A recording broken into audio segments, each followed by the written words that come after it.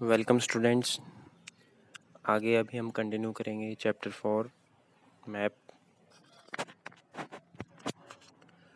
तो अभी तक हमने पढ़े कंपोनेंट्स ऑफ मैप और हमने पार्ट 1 में जो 3 डिफरेंट कंपोनेंट्स थे, डिस्टेंस, डायरेक्शन और symbol.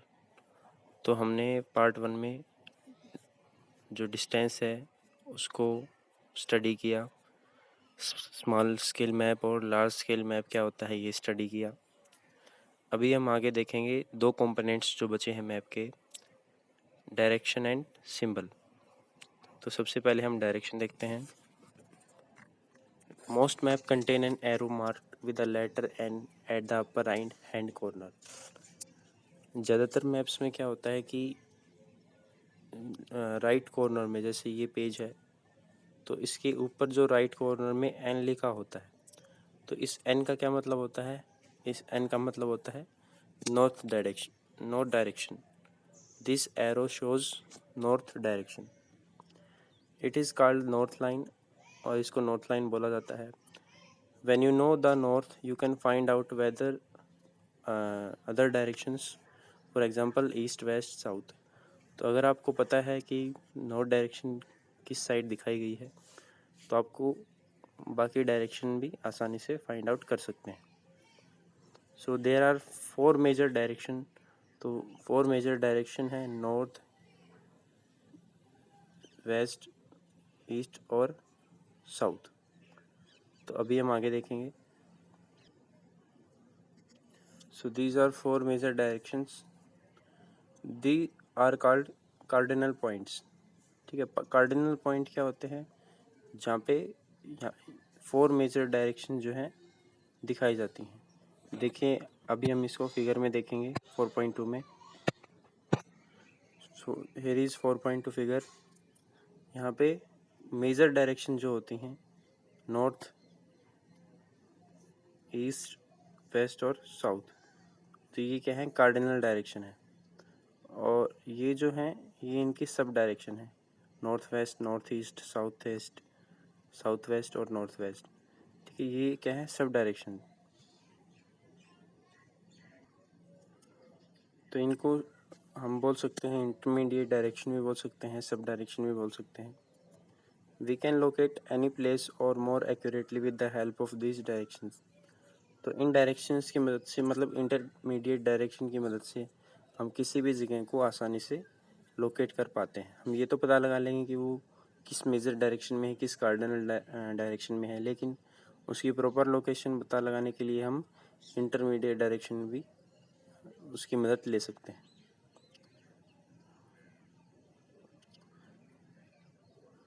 The direction of the community center, the playground from the Vikas house and the direction from the school shops।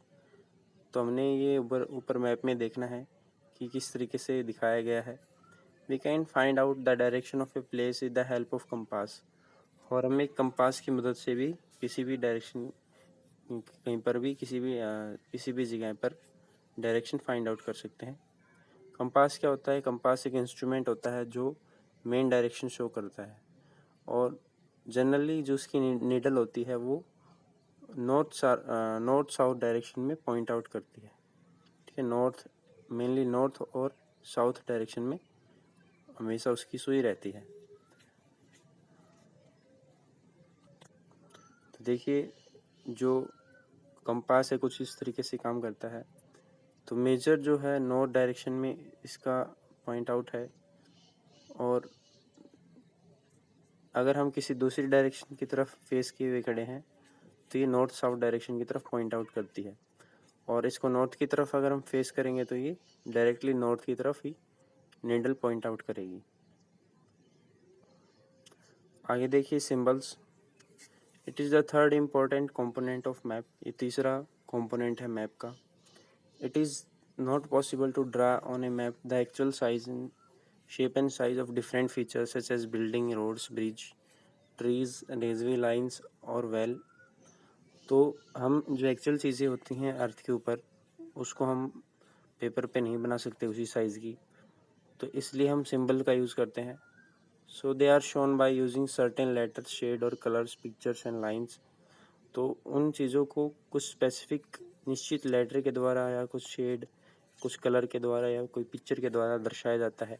जैसे कि रोड है, ठीक है, रोड को भी एक छोटे से कलर के द्वारा या ब्रिज को भी, बिल्डिंग्स को भी दिखाया जाता है, पिक्चर से भी दिखा सकते हैं।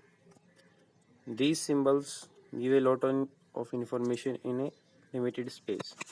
तो एक छोटे से स्पेस में एक छोटा सा सिंबल बनाने से हमें बहुत ज़्यादा इन्फॉर्मेशन पता चल जाती है कि भाई ये बिल्डिंग है, ये सड़क है।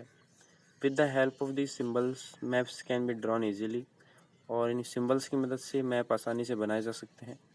And are simple to read, और आसान रहता है उनको स्टडी करना, पढ़ना।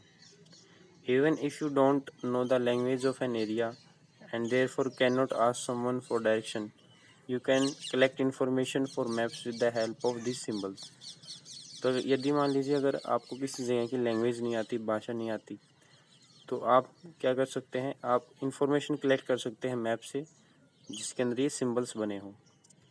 Maps have universal language that can be understood by all. तो मैप की एक यूनिवर्सल लैंग्वेज होती है कि भी पिक्चर देख करके कोई भी पहचान सकता है कि ये ब्रिज है या रोड है, तो यूनिवर्सल लैंग्वेज कहेंगे, ठीक है। There is an international agreement regarding the use of this symbols. तो इन सिम्बल्स को लेकर के भी जो है एक इंटरनेशनल एग्रीमेंट है, एक समझौता है, अंतर्राष्ट्रीय स्तर पर एक समझौता किया गया। उसमें क्या था कि कुछ ऐसे सिंबल्स निर्धारित किए गए जो सभी जैसे माउंटेन्स हैं, तो माउंटेन के लिए एक प्रॉपर सिंबल जो है वो निर्धारित कर दिया गया। तो उसी के ऊपर सभी देश सहमत हुए, ठीक है। अलग अलग जगहों के जैसे रोड्स, बिल्डिंग्स, वाटर बॉडीज़ को ब्लू कलर से दिखाया जाएगा। तो इन्हीं सिंबल्स को बोलते हैं जो इंटरनेशनली एक्सेप्ट किए गए हैं। तो इन सिंबल्स को बोलते हैं conventional symbol. Some of the conventional symbol are shown in the figure 4.3। तो फिगर में दिखाए गए हैं कुछ कन्वेंशनल सिंबल्स, जैसे कि देखिए ये road, metre gauge, railway station की कुछ इस तरीके के सिंबल्स होते हैं। मेटल या एंड मेटल रोड, मेटल मतलब पक्का रोड और एंड मेटल कच्चा रास्ता जो होता है। तो रोड इस तरीके से दिखाया जाता है और कच्चा रास्ता इस तरीके से दिखाया जाता है। इंटरनेशनल, स्टेट, डिस्ट्रिक्ट, ठीक है, जो बाउंड्री होती है इंटरनेशनल बाउंड्री कुछ इस तरीके से दिखाई जाती हैं, डार्क। और फिर ये स्टेट और डिस्ट्रिक्ट बाउंड्री इस तरीके से दिखाई जाती हैं। टैंक, कैनाल, ब्रिज को, ठीक है, वाटर बॉडीज हैं। टैंक में कैनाल जो है वो एक वाटर बॉडी है, तो कैनाल को इस तरीके से दिखाया जाता है, ठीक है, टैंक को इस तरीके से। फिर ये अलग अलग सिंबल्स हैं अलग अलग जगहों के। तो ये क्या है, सारे कन्वेंशनल सिंबल हैं जो इंटरनेशनली एक्सेप्ट किए गए। Various colour are used for the same purpose. इसी के अलावा बहुत सारे कलर भी यूज़ किए जाते हैं इसी पर्पज़ के लिए। For example generally blue colour is use for showing water bodies. Blue colour का यूज़ पानी को दिखाने के लिए होता है।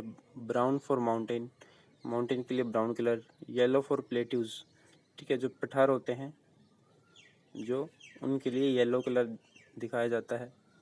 और उसके बाद ग्रीन कलर जो है प्लेन मैदान जो होते हैं, घास के मैदान, उसके लिए ग्रीन कलर यूज़ किया जाता है। तो ये भी कन्वेंशनल सिंबल्स हैं।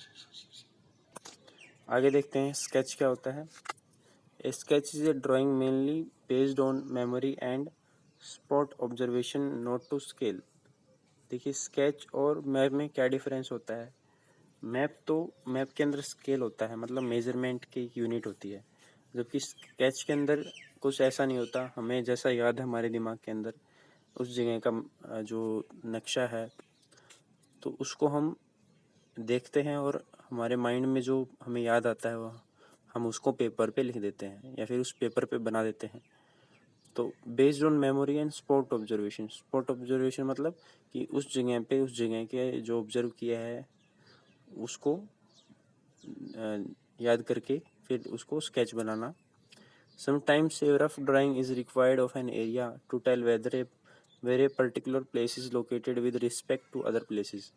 तो कभी कभी एक रफ स्केच बनाया जाता है, एक रफ ड्राइंग बनाई जाती है किसी भी जगह की, ये बताने के लिए कि भी वो प्लेस कहाँ पे है, दूसरे जगहों के आसपास है, किस जगह पर है। Suppose you want to go your friend's house but you don't know the way. यदि मान लीजिए अगर आप अपने दोस्त के घर पे जाना चाहते हैं और लेकिन आपको रास्ता नहीं पता, your friend may make a rough drawing to show the way to his house. तो आपका जो दोस्त है वो आपके लिए एक रफ स्केच बना सकता है, रफ ड्राइंग बना सकता है अपने घर से अपने घर के पास जाने के लिए। तो इसमें हमें मैप की ज़रूरत तो नहीं पड़ेगी। वैसे मैप होता तो वो और इजीली होता, लेकिन स्केच जो है वो सिर्फ रफ ड्राइंग दिखाता है जो किसी भी जगह की ये लैंडमार्क है, इसके आसपास है घर, तो इस तरीके से दिखाया जाता है। Such a rough drawing is drawn without scale and it is called sketch map. तो इस तरीके की जो ड्राइंग होती है वो बिना किसी स्केल के, बिना किसी यूनिट के, मीटर किलोमीटर के जो है बनाया जाता है, और इसी चीज़ को हम बोलते हैं, इसी ड्राइंग को बोलते हैं स्केच मैप। आगे देखिए प्लान क्या होता है। A plan is a drawing of a small area on a large scale. एक प्लेन एक ड्राइंग होती है स्मॉल एरिया की, जैसे विलेज, टाउन, ठीक है, या स्मॉल सिटी, और उसको लार्ज स्केल पे बनाया जाता है। स्मॉल एरिया लार्ज स्केल पे क्या होता है, इसको हम बोलते हैं लार्ज स्केल मैप जो बोलते हैं हम। तो large scale map gives a lot of information. तो लार्ज स्केल मैप जो होता है वो बहुत ज़्यादा इन्फॉर्मेशन देता है। But there are certain things which we may sometimes want to no.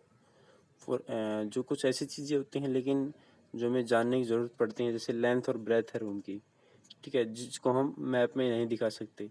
तो उस टाइम पे हम इस तरीके की जो ड्राइंग है, उस तरीके का जो स्केल है वो प्लेन पे बना सकते हैं, ठीक है। At that time we can refer drawings drawn to scale called a plane.